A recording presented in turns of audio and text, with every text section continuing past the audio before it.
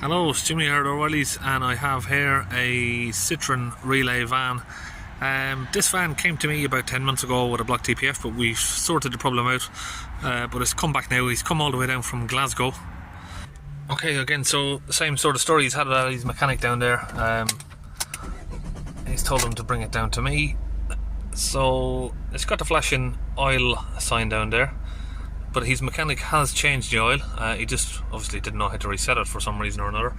Engine management lights on, and when he's driving he gets the DPF cleaning sort of sign up there. I can make that come if we hold the revs here for a few minutes. It should pop up.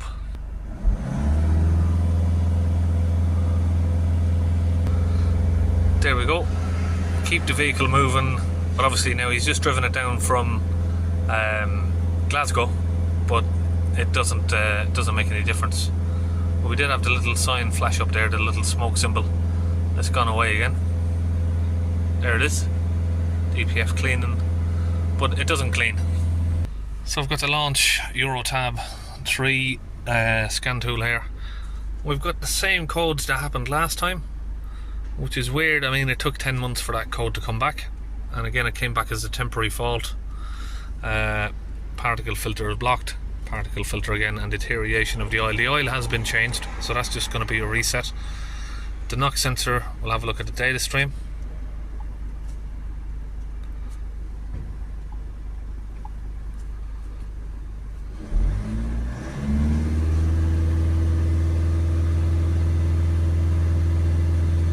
So we haven't got the information in there that we want. Let's go back, manually find the stuff we're looking for.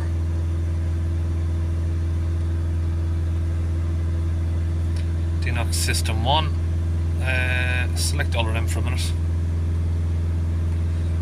So the bleed status is waiting. Currently have 4 bar, so that needs to come up to 5.5 bar, 6.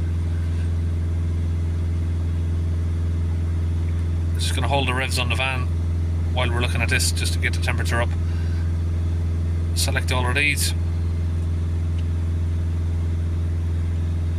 So you can see the NOx content is 20 ppm, which is normal. Looks like the NOx sensor is working. We have 6 litres in the tank, a little bit low. So I think what happens with this code is maybe he's left it go low on that, or else he's got an intermittent NOx sensor. Now the problem is he didn't tell me he had a NOx sensor fault. He said it was just a block DPF before he's come all the way down. So the problem is today I don't have a NOx sensor, so we're going to reset the NOx sensor, clean the DPF, and once he's gone home, tell him to get his normal mechanic to change that NOx sensor. The problem is he's come all the way down. That's the problem with coming from far away. If you come all the journey down and we don't know what the faults are, what parts you need, we can't have the parts ready. So you can see there the urea pump for the Adblue has engaged to 6 bar. Temperature from the thermostat there is working nicely. So from what I can see, everything's working. We're going to see if we can try and reset all of this thermal aging and all of that. We're going to reset all of those. We'll get the DPF pressure down. Let's see where the DPF pressure is. Here.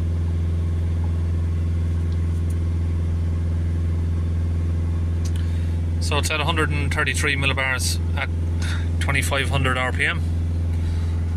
We'll let it idle. And it's sitting around about 30 millibars at idle. So I've got the van up on a ramp. What I'm going to do is I'm going to check this pad fluid tank, because you can't always trust the calculated levels on them. There's no level gauge in these, it's just calculation. So I'm not sure if there's anything in that yet. I can't really feel. So I'm just going to take down these bolts. We've got a couple of 13mm bolts there, just holding it in.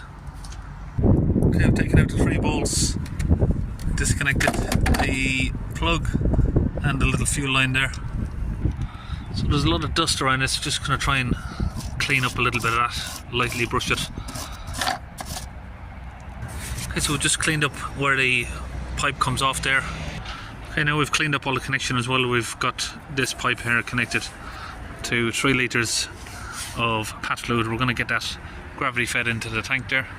So on this cap you got a little air breather pipe, make sure that's facing upwards, and we're just going to tip it and it should start pouring directly into the tank.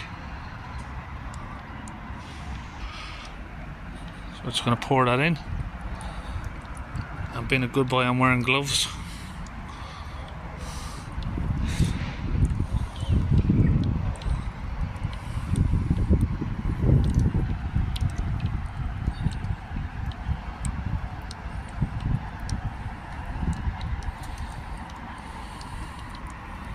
Okay, now we've got all of that fluid in there, the tank is full. I'm just going to reconnect up that hose. And right here you can see the bolts where they go back into the van.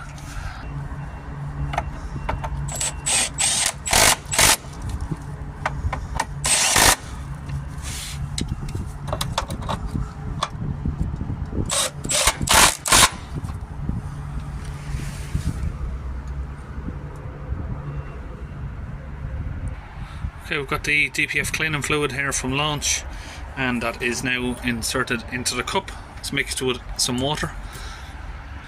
Now we've got the gun attached to that with the nozzle, and that attaches up to my compressor here. So I'm under the van. There's the DPF right there, and this is the holes we need to open right here. I'm going to use a pair of these pliers, hose clip pliers.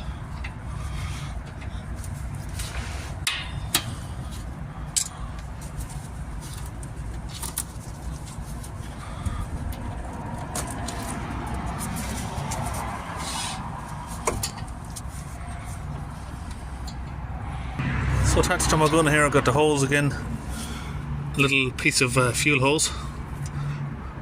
So that just helps me attach it in like that. And it'll stay sort of sealed nice and tight. Squeeze the trigger, get all of that fluid pushed in.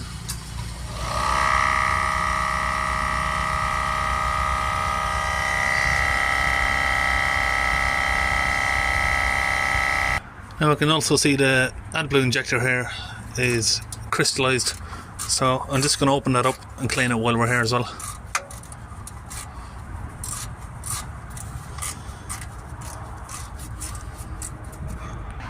Okay, so I've got that clip off, and now I'm just going to spray it out with some water, soften up some of that crystal.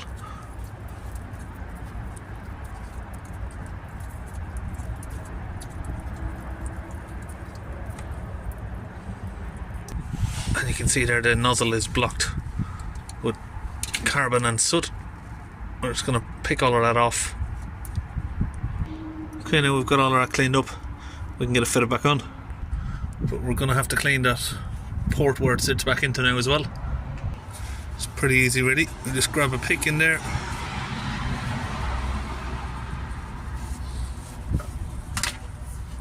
pick it all out. Pretty block solid really, to be honest.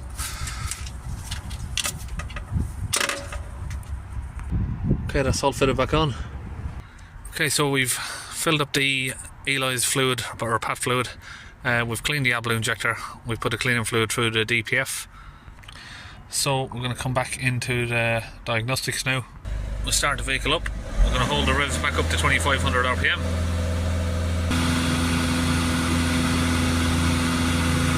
Snowing in July. Sometimes I get people ask me, how come the fluid is white that's coming out, or the foam? That white foam is going to be the stuff that's pushed its way further down the exhaust. So the other stuff is going to be, it's going to be absorbed into the soot, and that doesn't come out like that there. It's going to come out as a vapor later on as the exhaust gets hot. So that softens up the soot, it sticks to it, and then it helps the soot dissolve at a much cooler rate, so that'll come out at a later date. Okay, so we're watching the differential pressure, seeing it drop. You can see the numbers just up there.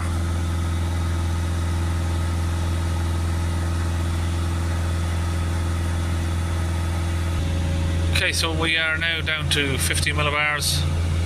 Idle is now down to 10 or 11. So now I'm going to exit that live data, and we need to do some special functions to get everything reset. So service function, I think first, emissions control, and I'm going to do reinitialization of the DNOx false. So that's going to reset the NOx sensor. Is the ignition on? Yep. Let's try that again, otherwise we might have to do it in a different way. No. Okay, let's go back from there. First we'll try this one anyway then. Filling of the urea solution reservoir. That one. That's not working either. Maybe because we had the... Sorry, the screen's gone blurred again, I didn't notice that. I think it's maybe because we had the ignition off. We'll have to try and get back into this fuel circuit. No. Service action. Draining, filling, bleeding.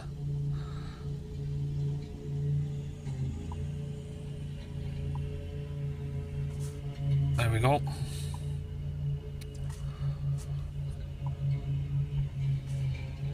That's done.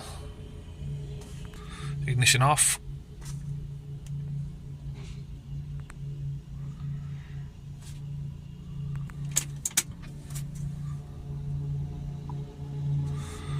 Okay. Now we're going to reset the oil.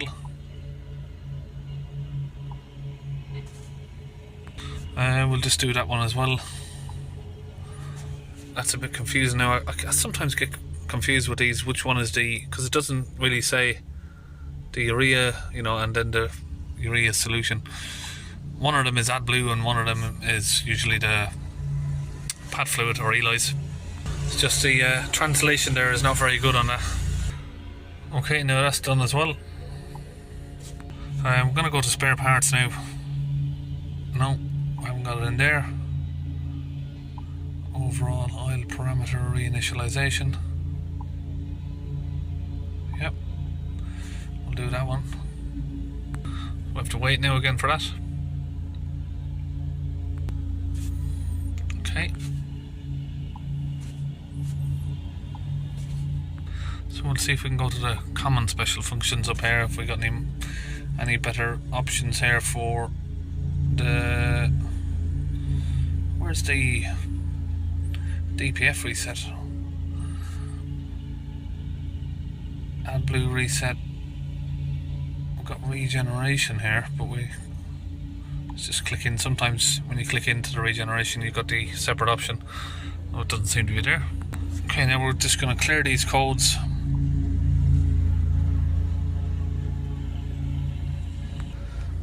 Alright, we'll cycle the key off and on again. Start the van up.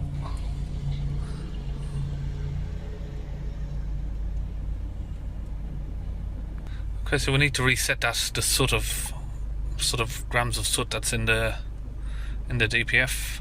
Additive reservoir volume. Yeah, that's reset.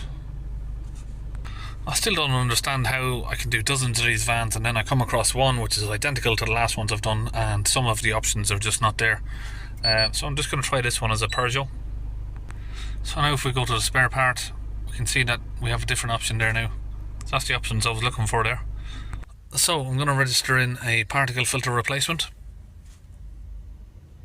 Okay, start the vehicle, allow it to run.